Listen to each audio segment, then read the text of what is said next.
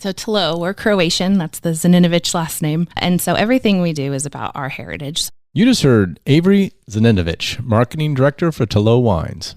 Avery Zaninovich, Tlo's Director of Marketing, studied Ag Business at Cal Poly San Luis and has worked in the wine industry since the age of 21. She and her family started making wine in 2008 as a passion project, but after only one harvest, Avery encouraged her dad to make wine commercially and focus her senior project at Cal Poly on turning the family's winemaking venture into a feasible business. In 2013, the family released their first wine as Tlo Wines, and in 2018, opened the tasting room located on 18th Street here in Bakersfield. Avery became a sommelier in 2016, has worked to establish Tlo Wines, managed Tlo Wine Club, and is the reason Tlo Wines Tasting Room has become a popular destination here in Bakersfield. Avery works closely with her dad, Andy, in every aspect of the business, from harvest, production, barrel tasting, blending, bottling, to designing the labels. Together, the family created balanced wines from the Central Coast that are meant to bring people together to create lasting memories. In today's show, we discussed how Avery helped turn a family passion project into a viable business of winemaking. You could tell she is very passionate about the company and her love for wine and all things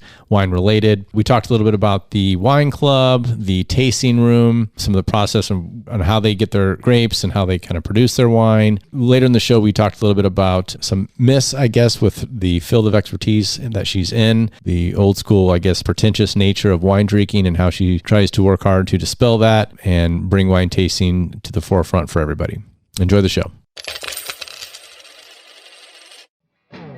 Welcome back to the Our 2 Cents podcast, the show where your local professionals sit down with an array of guests to hear their story and impart some wisdom for both business and life-improving skills. This is your place to hear business and community leaders discuss relevant topics that matter to you. And welcome back to the Our 2 Cents podcast. I'll be your host today, Kyle Jones, sitting down with Dave Plivlich with the Marcon Group. And before we get to our guest today, I do want to encourage our listeners to follow us on Facebook, Instagram, join our newsletter. We've got a website up and running that Dave actually helped fine tune, and it's got some spots on there if you want to give guest suggestions or have questions for our guests as we're going to be interviewing in the future. You can do that there. And then lastly, last episode released was Axis Capital Plus. Scott Hansen and Amanda DiGiacomo sat down and did a great show with them, so I encourage you to listen to that as well. And today's guest, Avery Zaninovich with Tlo Wines. Am I saying that correctly? Yeah. The name, your last name, and the winery? Zaninovich. Okay. Zaninovich. Perfect. All yeah. right. Dave knows what that's like. I do. Yeah. We just went through it this morning. We did the intro and outro for the podcast, and so we would send over everyone's name to this woman we hired to kind of do the reading of it, and they butchered Dave's name probably a half dozen times. Oh, yeah. Several times. Like, no, closer. No. Yeah. Oh, missed it again. So finally we had him say it and then send her the recording. And they said, here, do it. Perfect. And Amanda had the same problem because DiGiacomo is not a very or easy name to say as well. Right. I had an issue with Kevin Charette one time. Mender Brewer Magic does the Cupid's Challenge with doors, and we're inside doors, and it's like 6:30 in the morning. Kevin's like, okay, Mike Dewar standing there. So, okay, so Plivlich. I'm like, dude, yeah, you got it, man. You got this. We get out there on live TV. I'm here with Dave Plivlich. Oh, buddy, you were so close. You practiced too much. Yeah. All right. Well, tell us a little bit about Tlo Wines. So we started back in 2008. My dad always had an interest in wine, making wine. And the opportunity arose where he had some access to some wine grapes, and 2 weeks before harvest, he's like, all right, I'm in, let's do this. And I don't think he slept for those 2 weeks. He just researched everything on how to make wine, and the grapes came in and we jumped in and did everything by hand, and it turned out amazing. So his goal was never to be a business. It was just supposed to be fun and a hobby and something to spend his little bit of free time doing. And he, would share his wine that he made with friends and family and take it to birthday parties and our family reunions. And people kept offering to give him money for it. And so he's like, I just made it to give and share. And I was going to Cal Poly SLO at the time and studying ag business marketing, working in a tasting room at a winery. And I'm like, if people are offering to buy something that's free, that's probably a good sign that it's a good product. So to graduate Cal Poly, you have to do a senior project. So I did a business plan on turning Tlo from a hobby into a business. So in 2013, we became commercial. Everything that was in barrels at that time fell under the Tlo bond. So our first release was our 2010 Cab, using Halter Ranch grapes, our 2011 Tempranillo, and then our 2012 Chardonnay, released May of 2013, and the rest is kind of history. So did you start out using other wineries' grapes and then kind of incorporate your own, or what did that process look like? We only source still 100%. So we source from other wineries that also produce their own label. We source just from growers who only farm and then sell to wineries. We've always done that since my dad's been in the table grape industry his whole life. He's built relationships within the grape industry. We just don't use any.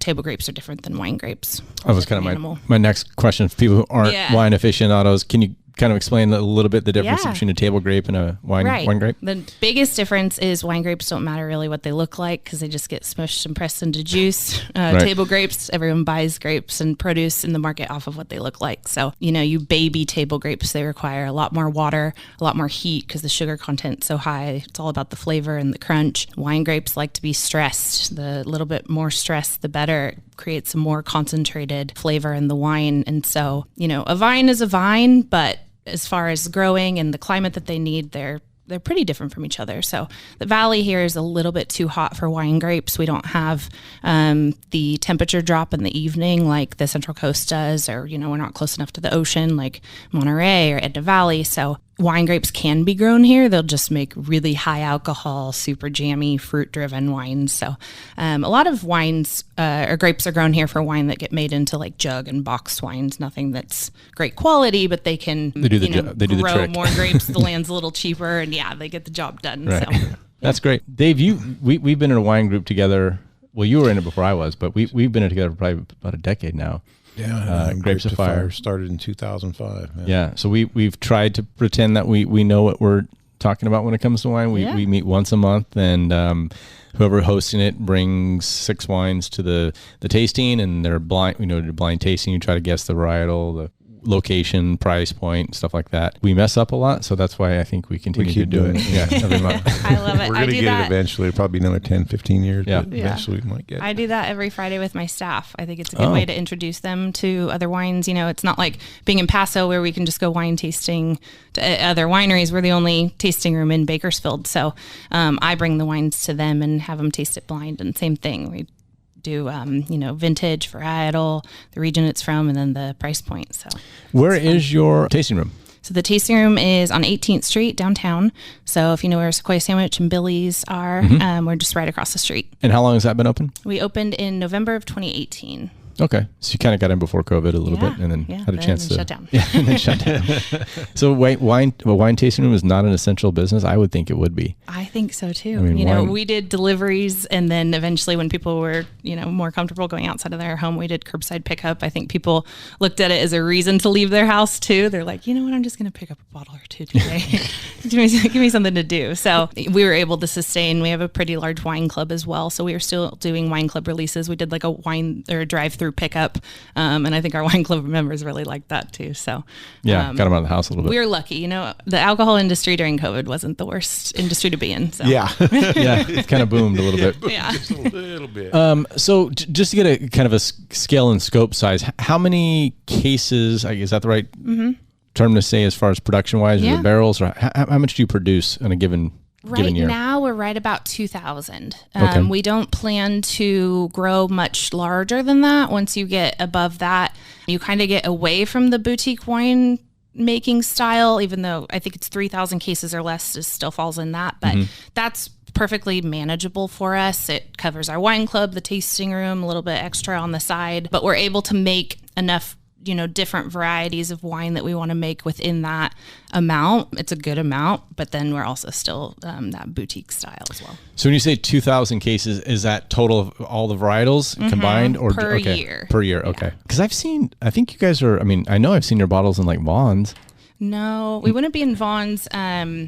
We're in the Solis around town. Okay, maybe that's where I saw it. I know I saw some wine local shops, restaurants. But we don't have a barcode on our label. We talk to the Vons on Stockdale because the Vons are all separate. They carry different items from store to store. And so they're like, well, you need a barcode. And we're like, well, we can put a sticker on it. But at the time, we were also opening the tasting room and kind of running out of wine at the time. So not a bad problem to have. But yeah. And so you probably couldn't produce enough to actually warrant being in stores, I guess. It takes at least 2 years to produce a wine. So you kind of have to plan ahead and... Yeah, because I know Vons, I've seen, I don't know, they have they'll have local grower section, and I'm sure each Vons, what's local is different, but maybe it was Solis that I saw. I just know, I remember the label stuck out, and I was like, oh, wait, I know that. Yeah. There's a little story behind that in Bakersfield. Awesome. So what's Tlo mean? So Tlo, we're Croatian. That's the Zaninovich last name.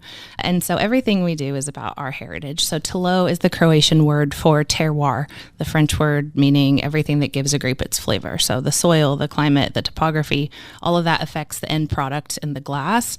Everything starts in a vineyard. You can't make good wine from bad grapes. You get good grapes and then just hope you don't screw it up along the way. So many things can go wrong in the winery, but yeah, it all starts in the vineyard. That's so important. That's, the foundation of it all for us. And my dad's growing background, it's so important for him to pick the right varieties from the right region to complement the style of winemaking that he has. And he is the winemaker? He is. Still, okay. Yeah. So there's no one else that's on No one else. on My board. brother lives over at the coast and, assists him in every way, but he has a full-time career as well. So he jumps in during harvest when he can. I mean, it's all hands on deck. My mom's involved. I'm involved. So our family of 4.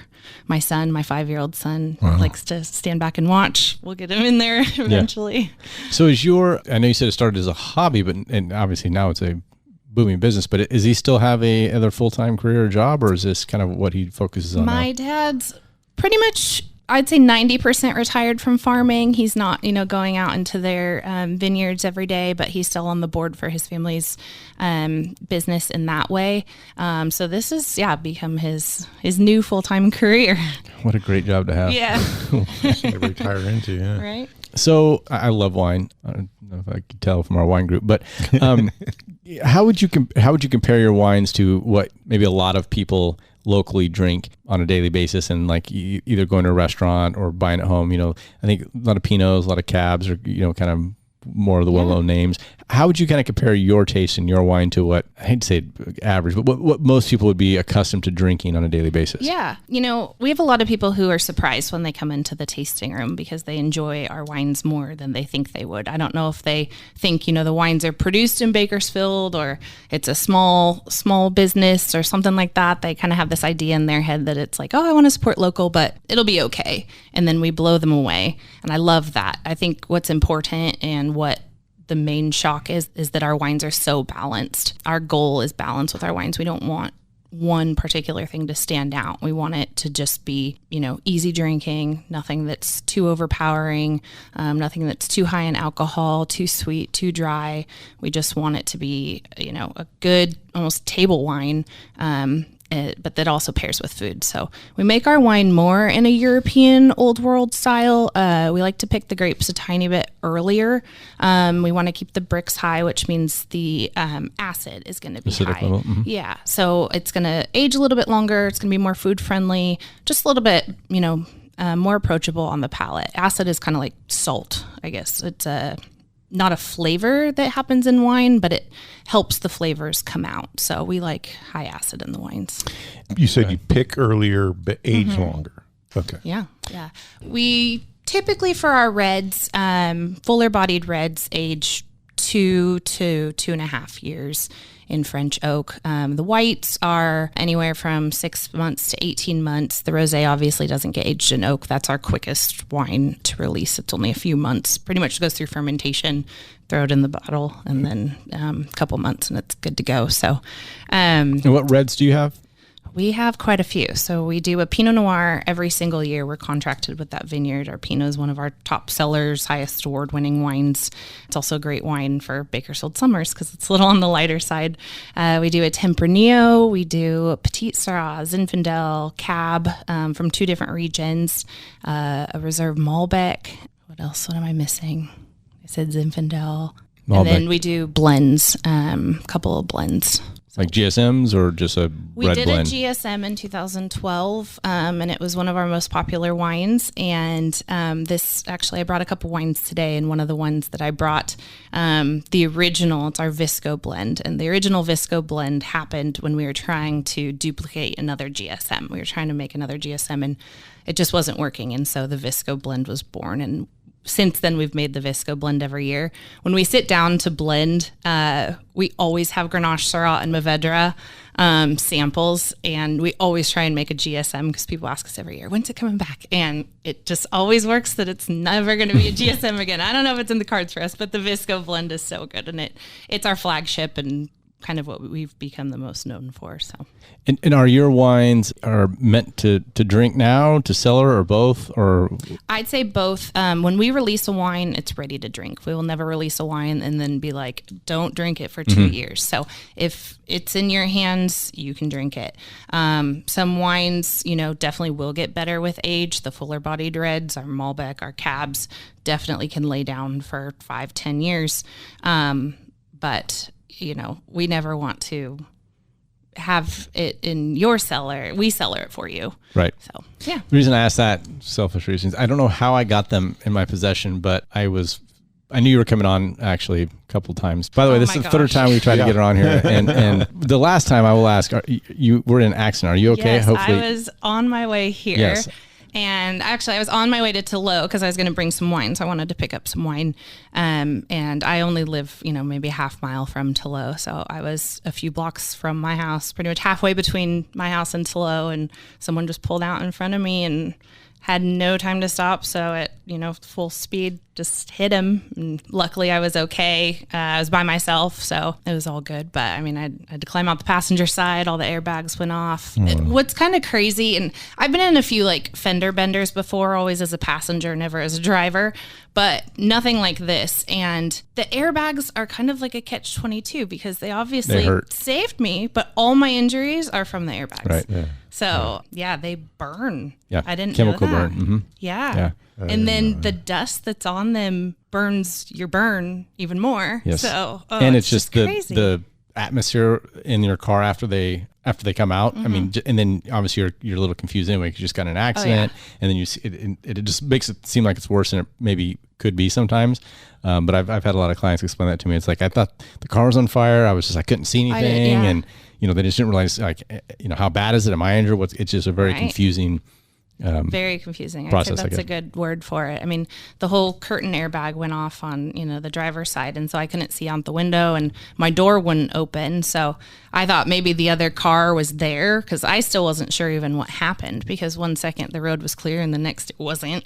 That explosion going in your face, and you're like, wait a second. Yeah. I was like, is there another car next to me? And you can't see because the airbag's in the way. And so I'm like, well, you smell burning and all that chemical, everything. So I'm like, I got to get out of here. And so climbed out the passenger side, and it can't be good to breathe or anything. Right? Yeah. No, but it's better than your head going through the windshield. No, this got to compare the I two was options. grateful for them. Right. Well, and you're fortunate to have a personal injury attorney here with us too. Yes. You're right. Yeah. And no, it's funny because I was sitting there preparing for the show, and Olivia walks in. She says, I think we have to cancel the podcast. And I'm like, oh, okay. What's going on? She's like, well, she was involved in an accident. I was like, well, is she okay? She's like, well, she texted me, so I think she's okay. Which is nice of you to text, by the way. Yeah. Too. I get anxiety about it too. So I was like, the paramedics were checking me out. I'm like, hold on, I got to send a text message. I'm supposed to go on this podcast, so hold on. So we went a little tangent there. But anyway, the reason I was asking, because as I was preparing for it, I happened to go into my cellar, and I have 3 bottles of 2000, I think it's 12 or 14. I think it's 12, Cabernet. And so I was thinking, well, when she gets in, I'm going to ask her, should I be drinking those now, or should I let them permeate a little bit? What region are they from? That one over there, I think. Oh, that one. I don't know. Paso? Central Coast? It's just a cab. I just know it's a cab, and it's 12. I didn't pay attention to So it kind of depends. If it's from a cooler climate in California, it can age a little bit less, technically, because it's a more delicate style of cab. They typically oak it a little bit less, and so all of those affect aging. Even oak gives wine tannin, so it allows it to age a little bit longer. And so cooler climate, a little bit less aging, warmer climate, a little bit more, until you get to Lodi type, hot climates. Mm-hmm. Then a little bit less, because then it gets too jammy if you age it too long. And the more jammy a wine, the more oxidized it's going to get. If it's Bordeaux, if it's from France, you can pretty much age it forever. True Bordeaux's can age 50 years. There. Okay. So when I go home today and I look at the bottle, it'll say what region it's from? Yeah. Okay. Yeah. So it's either going to be what? Paso or San Ynez? We have two. That's where we get both of our grapes from for our cabs. So it'll be one of those two, obviously. Yeah. Okay. Yeah. And so you're saying it's a Tlo wine? Yes. Oh, yes. That part. Yeah. That's what I said. I'll ask her when she gets here. Yeah. It's 2012 Tlo cab, but I don't know what region it is. It could be. I would say we didn't make cab in 2012, so it would be a 13 or 14. Could it be a 10? It could be a 10. Might be a 10 then. If it's a 10, it's in its prime. I'd say drink it now and enjoy it. It's probably one of the best wines we've ever made. So that's that whole brand. Yeah. And that's Tlo history right there. So that's the very first wine we released. Okay, I'll have to look. We made one barrel of it because by that time our 08 and 09 vintages that were my dad's hobby were filling up all the closets in my parents' home. And my mom's like, this is more than a hobby. You're making so much wine, more than we can ever drink. And so she made him cut back in 2010. So we just did the one barrel and it was amazing. So that's a very special wine. Okay. If it's the 2013, so that's Halter Ranch fruit. If it's 2013, that's it's not 13 because for some reason odd years is not sticking out. Okay. In my So head. if it's 2014, that's another amazing wine. Okay. We were lucky enough to get grapes from Happy Canyon Vineyard. Happy Canyon Vineyard in Happy Canyon, Santa Ynez.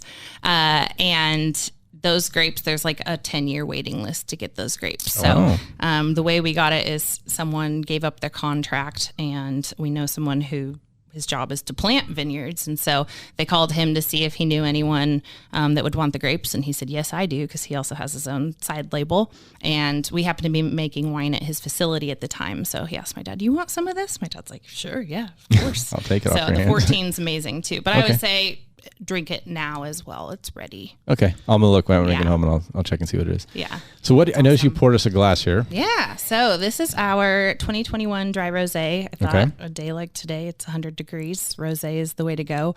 And I also brought it because a lot of times people see pink and think it's going to be sweet. And we're trying to break people of that idea. We make it in the traditional French Provençal style. So it's going to be light, a little fruity, a little acidic, but just a really easy sipping wine. Pairs with food, pairs with more rosé. So cheers, Dave. Delicious. Cheers, Kyle. Oh, if the microphone picked up that was a good sound. Oh, that was good. Yeah. I like that. That's a good pour. I like your hand. we got to cheers you as well now. At the end, she's going to have you do a little pro. That'll work. Thank you. Okay, it's not sweet. Surprised me. I was expecting fruity, but yes, but no not residual sweet. sugar. Yeah. So is this one that you can have maybe a bottle and not be hungover because sure. the sugar content's not that high? Yeah, and that's something with all of our wines actually, and I think I've done the legwork myself to know that. But tested the theory out. Yeah. A lot of times when you get a bad hangover from wine, it's because of the sulfites. If you're getting bottom shelf grocery store wine, they're obviously going to have more sulfites in them. Sulfites are used as a preservative. Mm-hmm. So, the Yellowtail and the Livingston and all those are pumped full of preservatives just so they can sit on grocery store shelves for a long time and not go bad. So it's not the sugar content, it's the sulfates that... Yeah, so sugar affects it as well. We only have one wine that has any kind of residual sugar that matters, and it's our dessert wine, so it's meant to have residual sugar. So for our wines, they're all pretty safe, but the sulfites definitely affect people. We hear when people are get headaches more from white wine, we tell them it's because of the sulfites. When they get headaches more from red wine, it's from the histamines, usually. Now, sulfites, don't all wines have them? It's just some they're naturally are added, occurring correct? in the grape, and then you do add them. So it's a way to stop fermentation. The only time we ever add sulfites is right before bottling. So we just want to make sure that the wine doesn't go through another fermentation in the bottle. Mm-hmm. And we use about a quarter of what the average bottle of wine in America uses. Oh, okay. So. You're going to have it in any bottle of wine you have. It's just a question of how much, I guess. Is. Okay. Yeah. I guess there are some wines where they're trying to remove sulfites, Yeah, and I've then seen they the have those marketing for little that. gadgets where you can remove them. I don't know if I believe or trust them, but whatever works for you. But it is a natural part of the grape. So, but what you are saying is Tlo wines are much healthier wines compared to other wines, so you should drink more Tlo wines. That's all I need to hear. I mean, hangover. Yeah. You had me at drink more.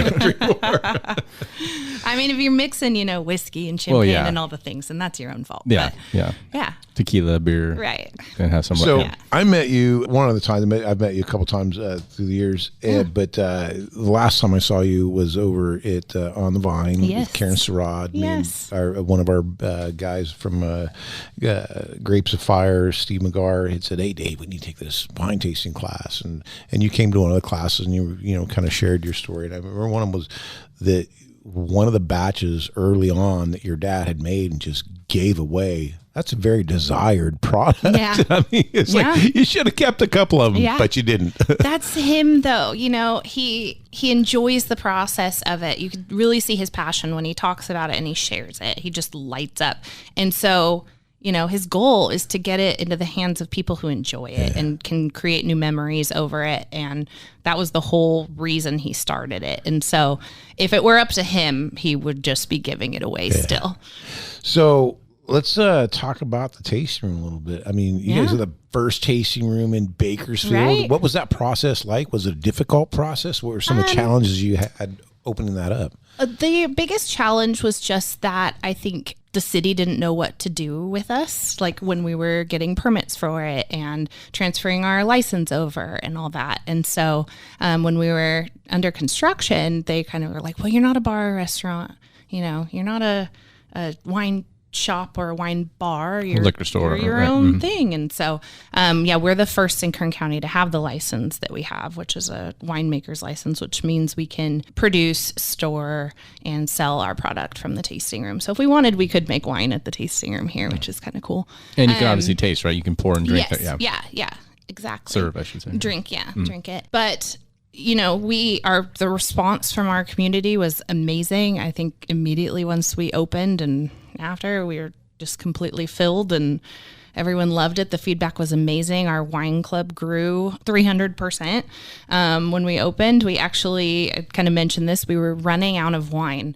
And so, like I said, you can't just snap your fingers and make a new wine. You have to wait a couple years. Right. And so we had a discussion. Do we shut down the tasting room that's now gaining this new momentum, or do we start a wait list for our wine club? And so the latter is what we chose, and the wait list grew as long as the wine club was, as large as the wine club was. And so it took probably about a year to release enough wines and have enough wines in our inventory to open the wine club back up. And probably about half the people who were on the wait list joined at that time, and the rest is history. So for a small winery, we have a pretty large size wine club. And I think the reason for that is because, you don't have to go to Paso or Napa to go pick up your wines and taste or have them shipped. You just come to the tasting room and you can taste them right there, take whatever home. You always get your wine club benefits every time you come in. How many members do you have? We have about 350 right 350, now. 350, okay. Yeah. And is it a shipment twice a year, once a year, quarterly? 3 times. Okay. Yeah. So we do either 4 or 6 bottles 3 times a year. We always release new wines to members first. Is it, do the members have an option to kind of choose their shipment or their basket, or is it just, here's what you get? Yeah. And they can completely customize it. That's what I was looking for. Customize. We send out an email saying, these are the 4 or 6 wines that we've chosen for your box. If you want to make any changes, go for it. They can come in during our 2 release weeks. We do it 2 weeks in a row. And they can taste through the wines and make any changes on the spot, take their box home with them. If they can't make it in, they can make changes online or give us a call. Or when they come pick up their box, they can make changes too. So we're really easygoing with it. We want everyone to have the wines that they're going to enjoy the most. We have some people who, I only ever want Tempranillo in my box. I only ever want Cab in my box. And we're like, that's great. They've never tasted another Tlo wine, but they know what they like. And I love that. Price point, where are you at compared to most wines? We're $30 to $70 a bottle. Okay. So the rosé is $30. The Visco that I brought is $50. Our cabs are $60 to $70 depending on the vintage. So we have some older vintages, library wines. That's where you're getting up into the $70. But so it's not a daily drinker. It's not a daily drinker. I mean, for some it is. Yeah. Yeah, exactly. And we have your people wad who, in your pocket. yeah, we have people, during the week, they're like, I grab these wines, I drink these wines, and then yours is weekends and special occasions. I love that. And then we have people who are like, I don't care. It's all I want to drink, and I'm willing to cut back on other things so I can have Tlo. That's an expensive daily drinker, though, if you're $50 a bottle. Yeah, these are good podcast drinkers, too. That is true. So a buddy of mine is a member, and so he dragged me downtown one time. He goes, I got to go pick up my wines. And so we were in the tasting room, and the girl came over, and I think you guys had just released the Cabernets. So you had the one from Paso and the one from San Ynez, and me and him were complete opposites. I'm like, oh, the San Ynez, this is it. And he goes, no, this is it. I mean, so it was just, we were so polarized on the two, but they were so different, I try and do side by sides as much as possible, whether it's two regions or two vintages. We every once in a while we'll do a Pinot flight because we make that every year. So we typically have 2 to 4 different vintages of Pinot at one time. Right now we have 3. And to have people do a side by side saying, the same exact vines produced all 3 of these wines. It's just 3 different growing seasons, Mother Nature, whatever the climate is during those years that affects the flavor difference, the body difference, all of it. Because we keep everything the same in the winery because we want it to be, as consistent as possible. And we want, the differences that Mother Nature allows to show up in the wine. But there's also that human element too, right? I mean, you could do something that you would have done differently or should have done differently or forgot to do, or, I mean, we're all human. Well, we always taste it before we bottle it, and we double check, is there anything else we need to do that, can this wine be any better than it is? And is there anything we can do to make it that way? So we do want to bottle it and make it as perfect as possible. So, and at some point, I'm assuming during that process, there's point of no return, I guess. It's like if it's too far along in the fermentation process, you can't say, oh, we should have done that because it's too late, right? Or is that not true? I mean, is there always something you can do? There are so many different ways. My dad says there's a million things that can go wrong, but there's 1,000,001 ways to fix it. So there are so many different things that you can do, little changes that you can make that affect it. When we do the Visco blending, which is the next wine I'll pour for you guys to taste, when you change the percentage by even 3-5%, a huge flavor change happens in the wine. And it's so amazing that just that little bit of a change will make such a noticeable difference. So anything in the winery, it's even if it's just, this wine lacks in a little bit of acid, let's blend in something that has a little higher acid. Or, we're just not loving the color of this wine. Let's add in some Syrah or something to bring out a little bit more of that deeper, richer color. So we try and do it as naturally as possible too by using other varieties. You can kind of use them each as spices. They all have their own characteristics and flavor profiles and structure too. So we kind of like to see how they play off of each other. Like this rosé is always a blend every year. Tempranillo is typically what we use as the base. We love how Tempranillo is. 60? 60% Tempranillo, yeah. So 40%. And then 40% Grenache Gris, which is a new wine to Paso Robles. We're getting it from the only producer that grows it in the whole Paso wine region. Yeah, I was going to say, I'm sitting here looking at the bottom like Grenache. I love Grenache, and Grenache is all over the board. I'm like, that's and you've heard of Grenache Blanc, Gris, I'm sure. So it's a Rhone variety like Grenache Blanc, but it's a little more similar to a Viognier. It has a little more viscosity than a Grenache Blanc.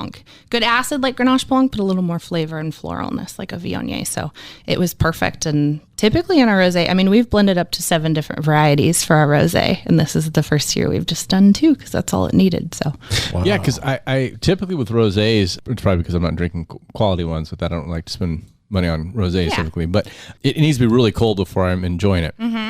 This is, I don't want to say room temp, but pretty close. It's definitely and it is delicious. A little warmer than I would serve it. But I still think it's very tasty. You get to taste all the flavors from a wine when it's served a little on the warmer side. You don't want it to be room temperature. You want it just to be like cellar temperature, I'd say. You don't want it to be ice cold. If you're just drinking it and enjoying it, ice cold for rosé is awesome. But to really get to taste it and enjoy it, this is probably a perfect temperature. So, which is what, like 65, something like that? Okay.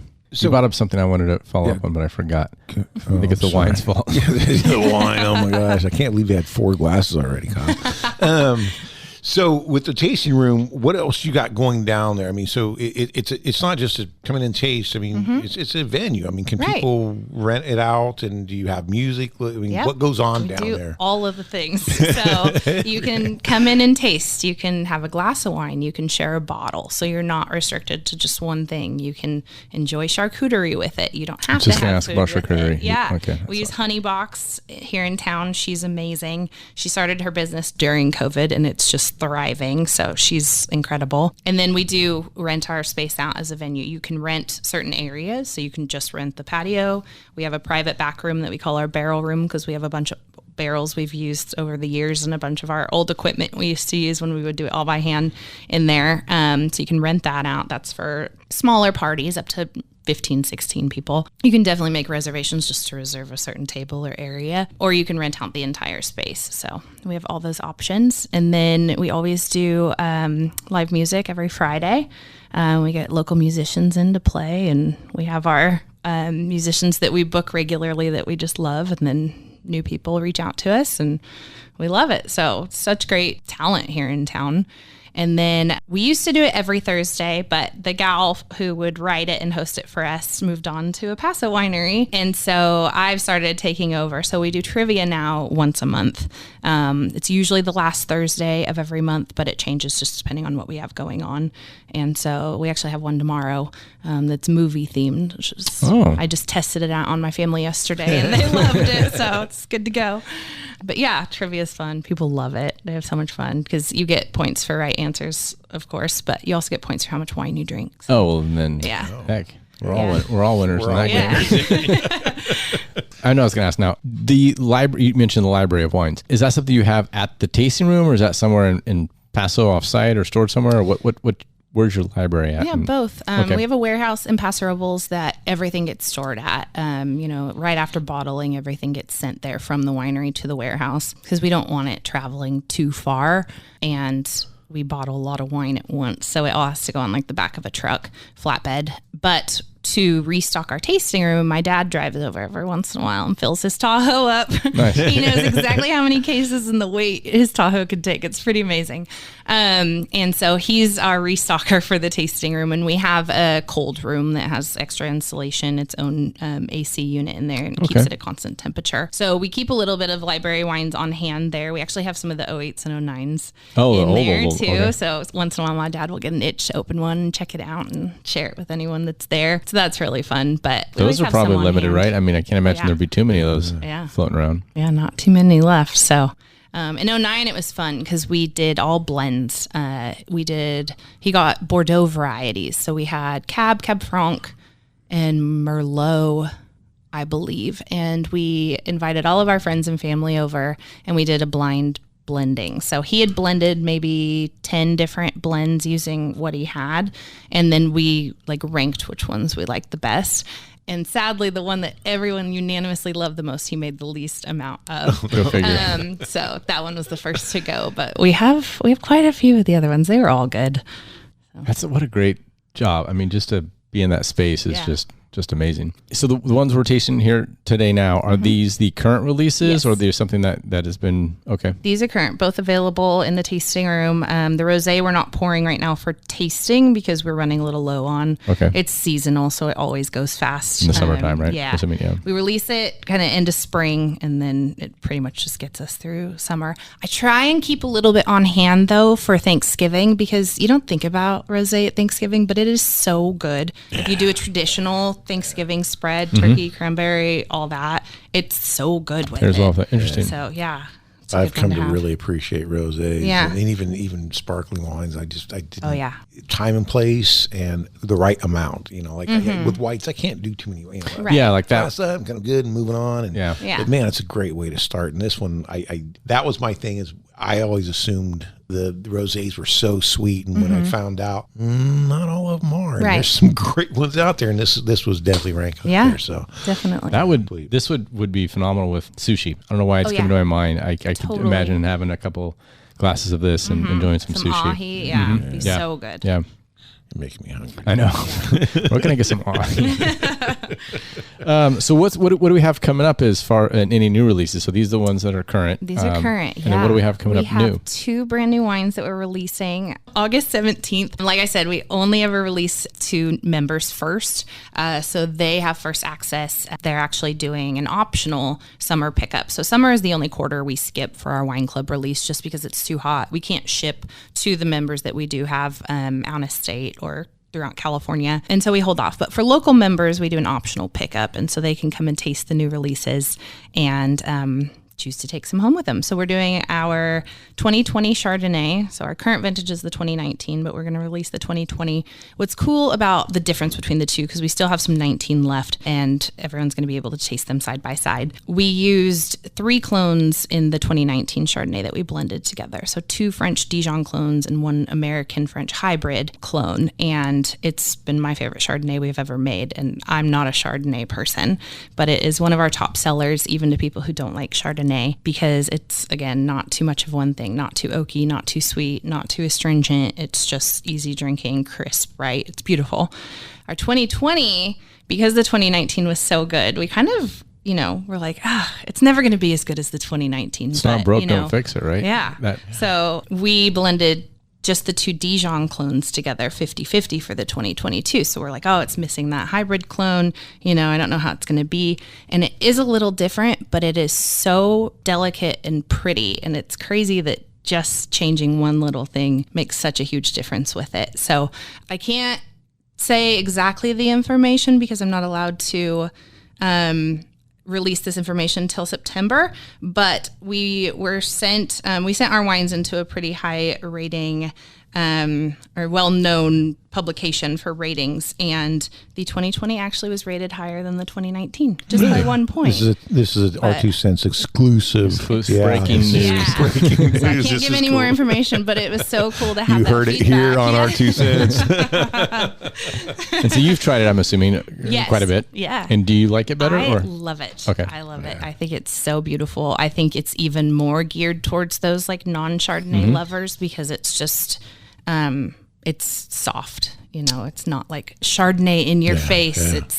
So that's beautiful. A 2020. Now, we probably should have asked this a long time ago. So does that mean the grapes were harvested in 2020? Yes. Okay. And so now we're in 2020, almost 2023. Yeah. So for a Chardonnay, I thought you said 6 months. It can. Typically, we do no more than 10 months for the 2020, just because we had made so much of the 19 because we had the extra clone in there. We didn't need to bottle our 2020 to get it out, so we let it sit in barrels a little bit longer. Okay. And so I think that's where that softness comes from. We don't use heavy oak on the Chardonnay, so it's not going to make it more oaky and buttery. It's just going to kind of soften it up a little bit. And I think that's where that came in. So we aged it for 18 months, I believe, on 60% new French oak. Oh, okay. So that's a longer time for Chardonnay. Exactly. Okay, very cool. Yeah. And then what reds are coming out as far as the new releases? Then we have our 2019 Zinfandel, which is a very special wine. We get Zin from Onyx Vineyards in the Templeton Gap District in Paso, and it's such a beautiful wine. We only ever make 2 barrels of it, so 48 cases. It goes super fast. Oh yeah, that's 48 times 12. What's that like? Yeah. 600 bottles maybe? Yeah, exactly. Yeah. So it goes really fast. Typically it's wine club exclusive, but I get so excited to share it with people who like Zin, so I share it with everybody. That's coming out as well. So August 17th for members, and then following that, in the tasting room if you want to pick them up. And then, so what's your most recent cab release? The 2018, we do the Paso and the San Ynez, so what Dave was talking about, that we tried side by side. Okay, and so when will the newest cab come out, or the next cab? 2019s, they're bottled, they're beautiful. We probably will release one, if not both of them, in the winter, so December. So soon. Yeah. And then you've thrown in, let me go back up here, the Blanc de Noir. Yes, our sparkling. So my goodness. That's a completely different kind of process and method. Right. And we had to get some help for it because it is completely different. It's kind of out of our wheelhouse, but we knew we wanted to make a sparkling. We knew exactly what we wanted to do for it, the variety we wanted to use, and how we wanted it to turn out. We just didn't know how to get from point A to point B. Yeah. So we used Rava over on the coast, and they're up and coming love. Yes. I just got to experience Amazing. Brava a couple It's weekends beautiful. ago. Great couple. I mean, it's just beautiful location. Family's fantastic. The wines are great. Oh man, Yeah. So they do a great job. So we do 100% Pinot for the sparkling. We harvested the grapes from the vineyard where we get our Pinot from. We just pick them way early for sparkling. So I think the bricks for our sparkling were like 19, when typically for Pinot, I might get this wrong, my dad would know better, but I think it's more like 23, 24. So that's a big difference for sugar. So first thing we harvested for 2019, sent the grapes to Rava. We had a meeting with them exactly how we wanted it to turn out. And then we tasted it throughout the process, and when it's a still wine before it gets bubbles, we taste it. And you can mess with the acid if you want. You mess with the sugar because you need to do the dosage where you add in that little bit of sugar water at the very end. So we did like the minimal because we wanted it to be so dry and crisp, but it took almost 3 years to make. It was quite the process. We make it in the traditional French champagne style, so champagne method bois. And so it's basically champagne. You just can't call it champagne because it's not from Champagne, France. Right. Yeah. But it's method champenois. Sorry about that. Right. And but so it's champagne for all intents and purposes. Exactly. Okay. So tiny bubbles. We did not do oak aging for it because we wanted it to just be really bright and clean. I love oaked champagnes. Most traditional champagnes do spend time on oak, but we just, for our first year, we wanted to kind of see how it went, and it's amazing. I've seen a lot of, I don't know if it's a new trend or not, or if I've just recently picked up on it, but I've seen a lot of sparkling wine champagnes, whatever you want to call it, that are adding like flavors to it, like the almond champagne, the coconut champagne, the so on and so forth. Is that something that you see as like new? Is it a trend, or is that here to stay? Or is it just like a? Is it hiding? Exactly. I used to work at Castoro off of 46 in Paso, and across the street was Peachy Canyon, and they had an almond champagne, and that was back in a long time ago. So so it's been around. I think people who like the sweeter style wines tend to lean towards that. I think I'm a purist, so I don't like any flavor added to my wine. I think it's a cool idea. It's fun. Yeah, I've tasted a couple of those, and the almond one kind of stuck out as it's like, okay, it's not overly sweet, and almonds are such a unique taste and flavor and profile. It's like I was like, wow, that kind of it's like it just felt like it was interesting. But I mean, I've had like the coconut ones, the peach ones, the watermelon. That's whatever. I mean, that's just like adding filler. But the almond one kind of had like a, I don't know. Yeah, I think almond is the most unique. It's pretty cool. Yeah, the flavor profile of it kind of is really neat. Are we going to try that other one? Yeah, let's try the Visco. You guys have been looking at it for a while. Yeah. Just a tiny bit. I won't go to the gym otherwise. All right, perfect. Thank you. All right. I said I was going to go today. When I knew Avery was coming on, I was like, okay, I know she's probably going to bring wine, and I still need to go to the gym, though. All right. So Visco, this is, like I mentioned, the blend that we make every year.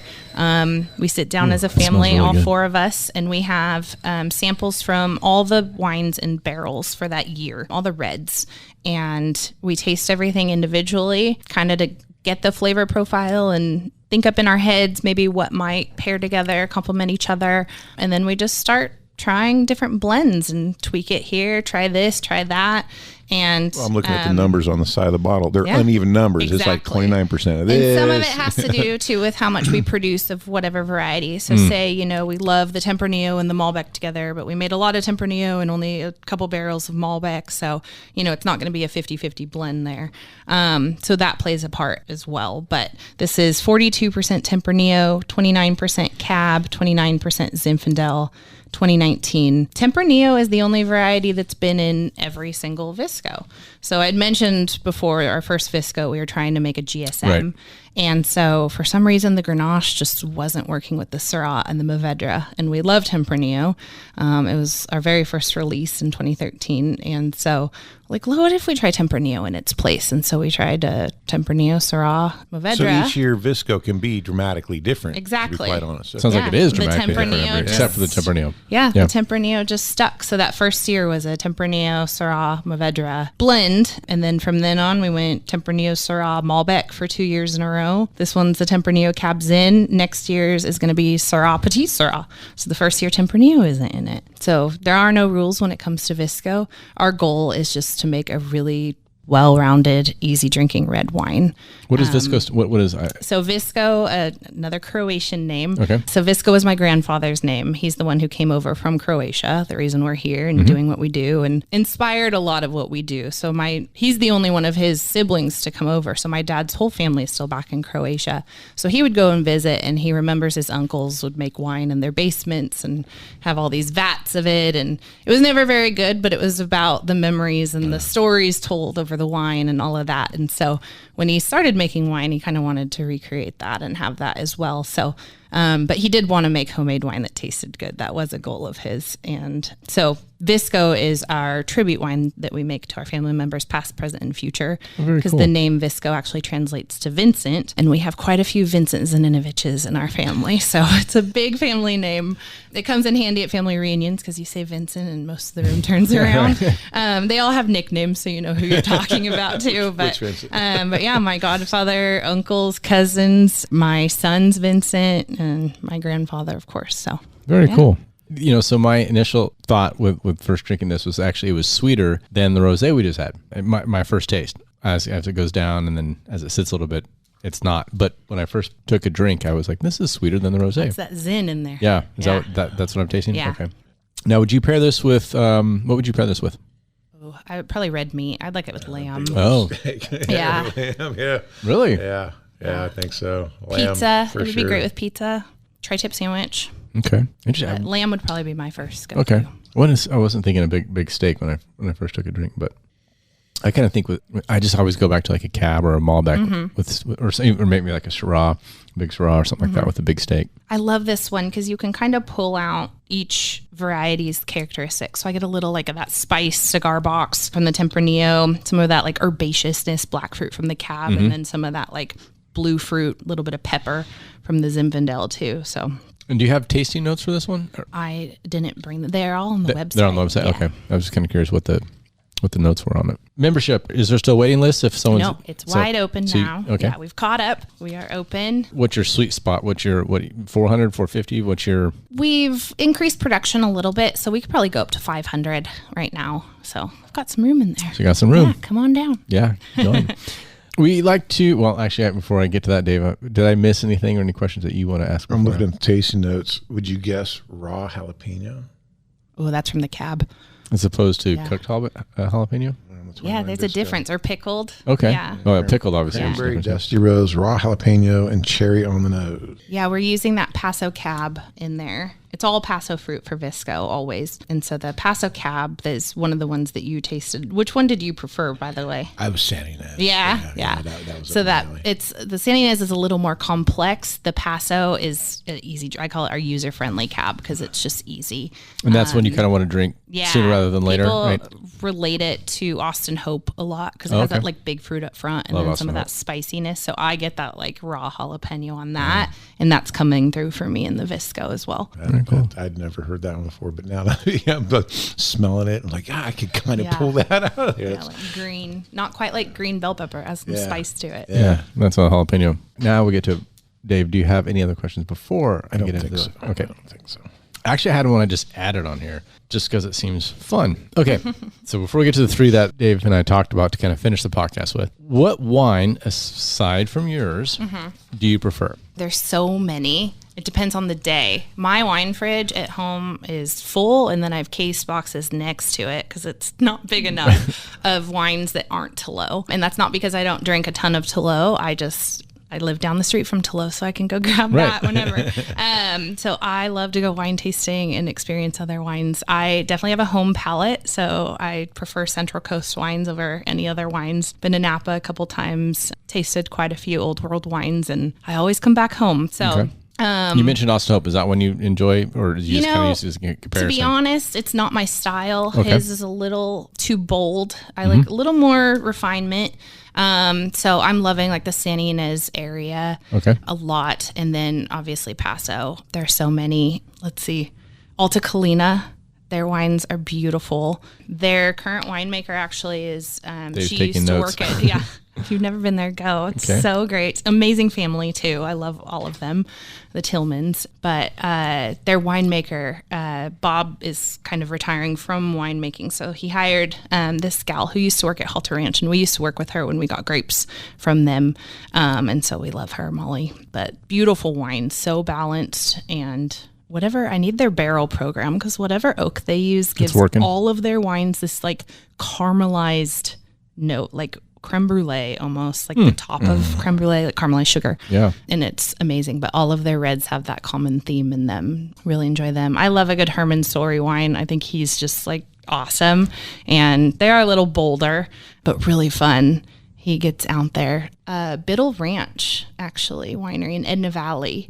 Beautiful facility. I think we're going there next week. Great. So Are you? Yeah, okay. we are, yeah. Their cab, they're Not to getting... that, we're going to Edna Valley. Oh, so. okay. Yeah. Their cab, they're getting from Denner. I love Denner as well, all their wines. But they're getting their cab grapes from Denner, and their cab is gorgeous. And they do a cool climate Syrah from the same vineyard we got our cool climate Syrah from too. So it's kind of cool to compare the two. But love Biddle Ranch. Yeah, I love There's talking to people who are, so, like, because you're in the industry, right? And Yeah. you're so knowledgeable about it. Most people, they drink what's put in front of them, right? I mean, it's like you go to a restaurant and it's like 9 out of 10 restaurants have the exact same wine list, you know, for the most part. Or you go to a grocery store and they carry the same wines, and it's ones that we think are popular or we think are good because we see them all the time. But you're mentioning names that someone who I consider myself a wine drinker, I've never heard of some of those, and so I like having those conversations with people who. And there's so many of those. There's so many. I know, hidden gems. I mean, just in Tin City, which is where we make our wine, Aaron is amazing. He's been making wine. He was like the first Cal Poly Wine and Vit student to actually like enroll in a class. He kind of talked them into starting the program, and he's been making wine since,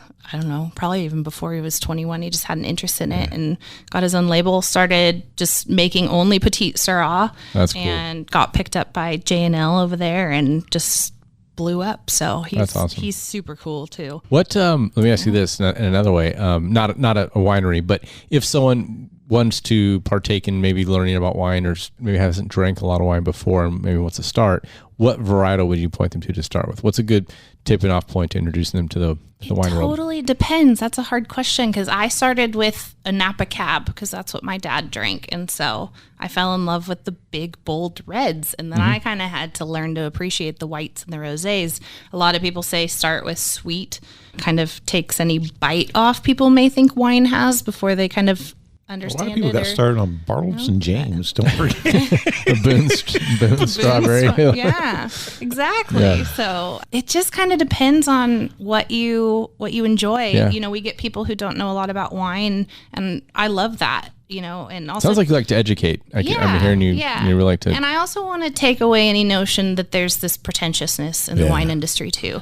You know, people say so often, "I don't know the lingo. I don't know how to talk about it." I'm like, you just talk about it how you feel. I think There's that's really no right or wrong changed way. over the years, because it was. I mean, you know, I used to be president of Petroleum Club, and I had gone down to Jonathan Club down in LA, and I met with their general manager and spent hours with him. And he said one of the things that he did when he came on board as their general manager was he had two sommeliers that were just, their noses were so far up in the air, and just everybody felt like, I'm stupid, I'm not even going to order wine. He goes, I got rid of them and brought in a couple other sommeliers that they're just so casual, and they're there to educate you and make you feel comfortable, and wine sales went up too. So Exactly. So that's our whole goal of the tasting room too, is, you know, even if you don't like our style of wine, I always want to try something that someone enjoys. And for the most part, we do. But if someone doesn't familiar with wine and they come in, I'm like, well, what do you drink? Beer? Okay, what kind of beer? Do you drink a stout, or do you drink a lager? Or what? You know, learn from what their palate already is, and then go from there. What cocktails do you like? You know, do you like vodka that, you know, you flavor it with whatever you're adding to it? Do you like tequila? Do you like barrel aged tequila? You know, you whiskey fan? So just makes depends. sense. I got some trivia for you, Kyle. Since, you know, I am also Croatian, if Livlich didn't give it away, give that away, you know, but through DNA tasting testing, so you got tasting on wine. You know, they always thought these grapes came from this part of the world, blah, blah, and, you know, through DNA testing, they're finding a lot of these grapes actually originated in Croatia. That's where a lot of these grapes started from. And just as she's like, they were migrating around the world, the Romans would pick up these and grab those and bring those in. So, it's like, well, no, these are Italian wines. No, they're not. They actually picked those grapes out in Croatia. So I think you might be talking about Zinfandel and Primitivo. Yeah. So Zin That's originated See, in there you Croatia. go. Yeah. Well, Zin makes sense. Zaninovich. Yeah, Zaninovich. Yeah, exactly. We have to make it too. That's why we make it. Yeah. And now they've traced Viognier back to originating in Croatia too. So the climate, I'm assuming, is probably great for Mediterranean, super rocky soil. It's funny. The first time I went to Croatia, my cousin took us to a different beach every day. We're from one of the islands, and so there's many beaches around, and my mom and I kind of laughed like, the rocks, the sand back where we're from on the beach, but these rocks you kind of got to get used to, toughen up your feet a little bit, and every beach has a different kind of rock or whatever. So my cousin's like, tomorrow I'll take you to a beach with sand. So we get there and we're like, it's just smaller rocks. it's not sand. More like pebbles, but Getting closer. Getting closer. So actually now more questions pop up. So she started with a big bold cab. What did you start your wine drinking, Dave? What varietal, kind of, was your initial go-to? It was probably Cab, but I'm a Pinot guy. There's no question. I just go back to that, and I've also discovered my palate, especially when I took that class with Karen. My suspicions were already there, but when we did that, and the second course we took was California versus the world, it really solidified. My palate is more European, old world. Yeah, that's just my go-to. Oh, and old world Burgundies. Oh my gosh, beautiful. Yeah. So I started with Pinot, and both actually my wife and I did too. Coincidentally enough, when that movie Sideways came out, I'm sure you guys have seen it. So we started drinking Pinot. We drank that exclusively for years, and then I big cabs now, Napa cabs. So that's my for sure go-to. And since then, I've really have been unable to get back to Pinots. Ones that I really enjoy drinking, like even having a glass, just I don't know. Yeah. I can't. Well, you weren't alone in that. There's actually something called the sideways effect, where people started drinking Pinot because of the movie. Yeah. Growers started ripping out Merlot and planting Pinot. And now we're finally starting to see a resurgence of Merlot. Yeah. But for a while, it just was all Pinot. So. Yeah. And Merlot's kind of got in a bad rap too, at least in our wine club. Where's Brooks? There's some Where's great Brooks? That's Russell Johnson. Russell and Brooks, if you're listening, that's for you. Yeah, all right. Well, we could go all day because it's wine and it's fun. But I know you've been here an hour and I appreciate your time. Thank you so much. So some fun questions. All right. If you could turn back time and talk to your 18-year-old self, what would you tell her? I would tell her it's okay to not know what you want to be when you grow up. I kind of, I was working in the wine industry. My dad was making wine and I was studying marketing, and I just didn't quite know if it was the right fit. I loved what I did, but I didn't quite know. And it took me a couple years of kind of taking a break from it to know that I missed it so much and I needed to be in the wine industry. But I kind of, there's this pressure that's put on you as an 18-year-old, you're graduating high school and you're going to college. You need to know where you're going to college, or you need to know what you're going to major in. Cal Poly requires you to say what you're majoring in, and then they make it really hard to change. So you're kind of locked in. So, which is strange at 18. I mean, we don't. You have no idea. Yeah, we barely know what now. Let alone 18. When you apply your out, junior year, so I think you're 16 or 17 even for that. And so I had no idea, which is why I chose marketing, because I'm like, I can do anything with that. But there's this pressure that's put on you to know, from the time I think you're a kid, what do you want to be when you grow up? So I just had no idea. And I think going through the wine world and having my dad make wine and then coming back to it, I just knew that it was meant for me. Awesome. Yeah. Dave, want to take the next one? If you could be remembered for one thing, what would it be? Being kind. I think we need a lot more of that in this world. And I was just going to say, we could probably use a little bit of that right now. Yeah, always on the forefront of my mind. Not always perfect at it, so I lack a little patience sometimes, but I do my best, and I think that's really important. Well, as long as you keep practicing and working towards it, that's all that matters. This is an interesting one, given what you do and what we've talked about. What is a common myth about your job or field of expertise? I think I kind of touched on it about the pretentiousness. People have this idea, again, that they have to know how to talk about wine, how to drink wine, how to pull out flavors, and you don't have to know anything. And I tell people all the time, do you like it or do you not? That's all you need to know. If you don't like it, let's dump it out. Let's find something you do like. So educating people on how to be able to kind of determine what they like and what they like about certain wines, but just take all that pretentiousness away. Well, it used to be that way with food pairings. It. Oh, you only drank white with fish. Right. Yeah. Well, no. If you can have white with whatever works for Cross you. those lines and blur them a little bit. Yeah. You try it with everything. That's how you figure out what pairs together. I mean, one of the best pairings I ever had was a 2003. It was a Paso Bordeaux blend, but made in an old world style. And I had it with a turkey panini and sweet potato fries. And it was one of the best pairings I've ever had in my life. And try Lowenbrow and donuts. I'm telling you, dude. Glazed donuts and Lowenbrow. I discovered that. I was 21. Well, I mean, we're 19 years later and you remember that. So obviously it stuck out as something in my mind. that, And it wasn't planned either. I brought this bottle over that someone had given me to my parents, and my mom was like, well, I'm making paninis, hopefully it goes. And we were just shocked. Like, we couldn't get enough. I'm doing the math real quick. That 19 years ago, you don't look 40. Were you under 21 when you I was, no, not quite. But I had a friend who, at that time, I'd say it was 2011, 2012. Oh, it was an older wine. Okay. Yeah, and she wouldn't drink anything at that time older than like 07. So she just gave them all to me. And so, I was lucky enough to. In my mind, I was thinking 2003 is when she drank it. I was like, wait a second.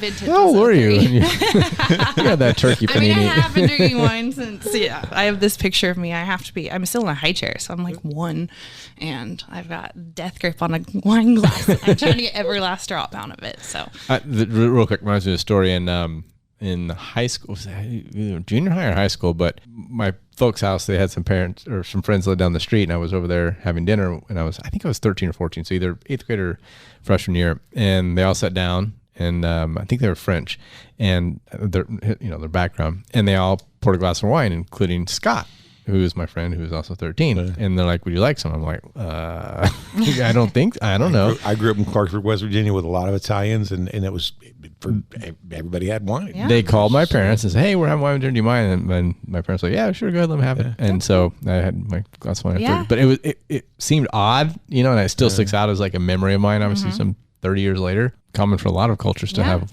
definitely. And to not maybe like stigmatize alcohol towards like, oh, I'm 21, I got to binge drink. And like in France, they grow up around it. Yeah, it's part of their culture. Then it's just not, it doesn't make an it, issue. It doesn't make it as desirable because it's not forbidden, I guess, in a way. So we used to have, we're Croatians, not too far from Italy. And so it's a lot of influences, and we'd have probably about this much wine, just a tinge, and then pour some water in it. So it would be like pink water, and flavor it a little bit, but get to enjoy it with the adults. And it's so much fun. Yeah. Well, I sure enjoyed speaking with you, and I give us a lot of your time, and I sure appreciate that. We've talked about the tasting room, so obviously people can go visit there. Do you have social medias, websites? Yeah. Is it just Tlo Wines everywhere? Okay. Everywhere. Dave? I know. That's what I just got to cut I got off one quick question. All right. Something about you that nobody would know, or like... I like this one. Yeah. Like music wise, is there anything that people go, wait, she likes what? Or she's done what? Well, I do love music. And so I've been creating a playlist that we play at the tasting room pretty much since, a few months before we opened. And it's available on Spotify. Anyone can listen to it. So it's just called Tlo Tasting Playlist. But that's a hard one. I feel like I'm very open, so people know everything I like. I love going to concerts. I really do just love music and enjoying music. So I don't listen to the radio. I like discovering new artists, and that's why we have music at Tlo. It's more just selfishly for me, because I just love live music and get to enjoy it. And again, our talent's amazing in this town. But did you go to the on a tangent, the Woolsworth? I can't even say that word now. That building, they had the special underground concert. Dave Anderson with the Money Wise guys. I wasn't able to go. I was out of town. I'm talking about, right? Yes, yeah. And he told me about it. I wish I could have been, but I saw some of the videos from it. Okay, so is that like the type of music, the scene you're talking about? Love all that. Yeah, definitely. That was pretty cool. Did you go to that? No, I did not. I saw him prepping for it and everything. Yeah. I mean, I've driven to Montana and back just for a music festival. So. Yeah, just fun things like that. Very cool. All right, so I'm going to Spotify and find the Tlo playlist. I guess when I'm not drinking wine, I either love like a very crafted cocktail, like Army and Navy. Okay. If you can get it right, it's amazing. Or just like an ice cold Coors Light. Not opposed to that either. She said Coors Light. That's awesome. Dave, pull up that playlist. We have a tasting this Thursday at Petroleum Club, right? Marty Hines is going to host it. So let's see if we can get that music on in the background in honor of It's so Tlo eclectic. Wines. It's so fun to listen to. All right. So. Well, thanks, Avery, for coming in. I sure Thanks appreciate for it. having me. Yes, it was fun. Thank you. The show has been brought to you by the Law Office of Kyle Jones, Troy Burton with the Lynn Company, CPA John Duffield, Scott Hansen Real Estate Lender, broker and investor, Dave Plivlich, President and CEO of the Marcom Group and MarcomBranding.com, and Amanda DiGiacomo, President of Atlas Financial Solutions. You've been listening to the Our 2 Cents podcast. Check out the show notes for links and more information about the show. Also visit our website at our2centspodcast.com or catch us on Instagram at Our 2 Cents Podcasts. If you've enjoyed this podcast, please subscribe and share with others.